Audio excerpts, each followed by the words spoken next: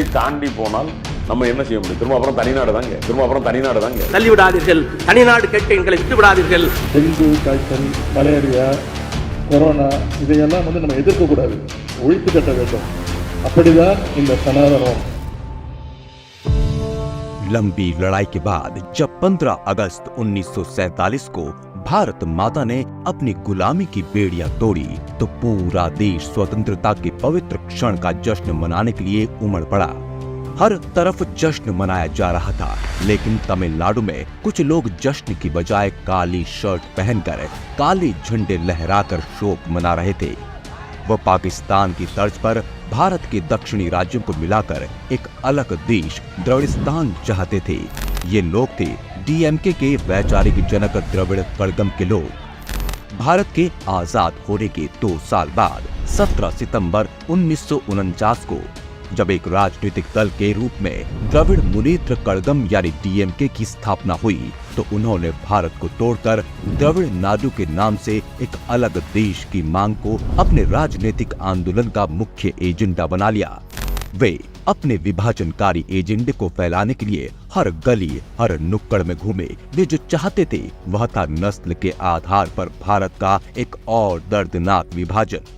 साल बीतते गए, डीएमके तमिलनाडु की उस भूमि पर खुलेआम अपने जहर के बीच बोती रही जहां भारत की गौरवान्वित सभ्यता मिलती है।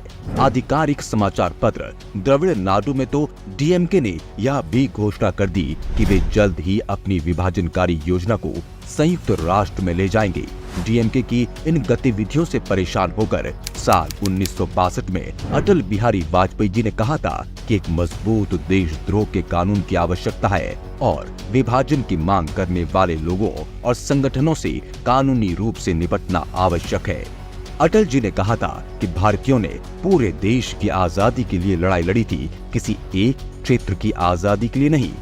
1962 में चीन के साथ युद्ध समाप्त होने के बाद भारत सरकार एक कानून लेकर आई जिसने अलगाववादी मांगों वाले किसी भी राजनीतिक दल पर प्रभावी रूप से प्रतिबंध लगा दिया। तमिलनाडु के भीतर कम होते जन समर्थन और नई दिल्ली के दबाव के कारण 1963 में डीएमके ने आखिरकार अपनी विभाजन की मांग छोड़ दी। 1976 तक लगभग 7 सालों तक शासन करने के बाद एम करुणानिधि सरकार के खिलाफ बड़े पैमाने पर भ्रष्टाचार के आरोपों ने तमिलनाडु राज्य को हिलाकर रख दिया। रातों रात डीएमके सरकार को बर्खास्त कर दिया गया और डीएमके को स्वतंत्र भारत में भ्रष्टाचार के कारण बर्खास्त होने वाली पहली और एकमात्र सरकार होने का गौरव प्राप्त हुआ। प्रधानमंत्री इंदिरा गांधी ने भ्रष्टाचार के आरोपों की जांच के लिए सरकार या आयोग का गठन किया। जितनी चतुराई से इस घोटाले को किया गया था उसे देखकर न्यायमूर्ति सरकारिया ने इसे वैज्ञानिक भ्रष्टाचार बताया था। इंदिरा गांधी के खिलाफ आक्रोश से भरी डीएमके ने अक्टूबर 1977 में इंदिरा गांधी की मदुरै यात्रा के दौरान उन पर पथराव किया। इस दौरान इंदिरा गांधी घायल हो गई। इंदिरा गांधी के खून बह रहा था। கருப்பு கொடி காட்டுவது என்ற பெயரால் இரும்பு குழாய்களில் கொடிகளை கட்டி கொண்டு வந்தார்கள். சோடா பாட்டில்கள் வீசப்பட்டன. என்ன செய்வதென்று தெரியாமல் திகைத்து போய் உடனடியாக அன்னை இந்திரா காந்தி அவர்கள் கையை பிடித்து இழுத்து சீட்டில் படுக்க வைத்து அவர் அமர்ந்து அந்த தலானியை தூக்கி அவர் மேல் போட்டு அதற்கு மேல் நான் சாய்ந்து படுத்துக்கொண்டேன். जब पत्रकारों ने इंदिरा गांधी पर हमले के बारे में करुणानिधि से सवाल किया तो करुणानिधि ने मर्यादा तार तार कर दी और अभद्र भाषा का प्रयोग करते हुए कहा कि महिलाओं को विभिन्न कारणों से रक्तस्राव होता है। 1989 में जब डीएमके के लोगों ने तमिलनाडु विधानसभा में जयललिता पर हमला किया तब भी करुणानिधि चुपचाप देखते रहे थे। डीएमके कितनी खतरनाक है इस बात का अंदाजा इसी बात से लगाया जा सकता है कि राजीव गांधी की हत्या के बाद न्यायमूर्ति एमसी जैन ने तमिलनाडु में एलटीटीई की अनियंत्रित गतिविधियों के लिए डीएमके और उसके नेता करुणानिधि को दोषी ठहराया और इस कारण 1991 में एक बार फिर डीएमके सरकार बर्खास्त हो गई। 90 के दशक के अंत में करुणानिधि ने एमके स्टालिन को वैज्ञानिक भ्रष्टाचार करने में पारंगत करना शुरू किया।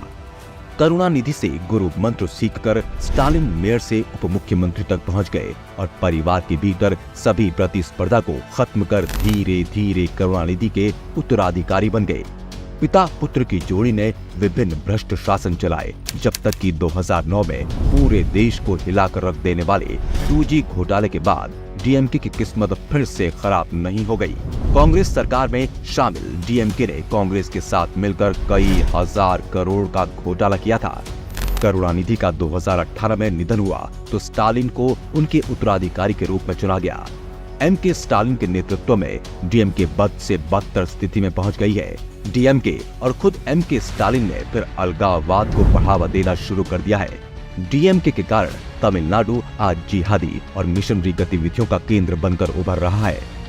திராவிட நாடுகள் கோரிக்கை அப்படிங்கிறது வலு அடைகிற மாதிரி ஒரு சூழல் வந்து ஏற்படுது। வந்தால் வரவேற்கப்படுகின்றது, வரும் என்ற நம்பிக்கையில் தான் இருக்கு। भारत माता को बीमार बताने वाले दागी जॉर्ज पोनैया जैसे लोग डीएमके कांग्रेस के घमंडिया गठबंधन के खुले समर्थक हैं।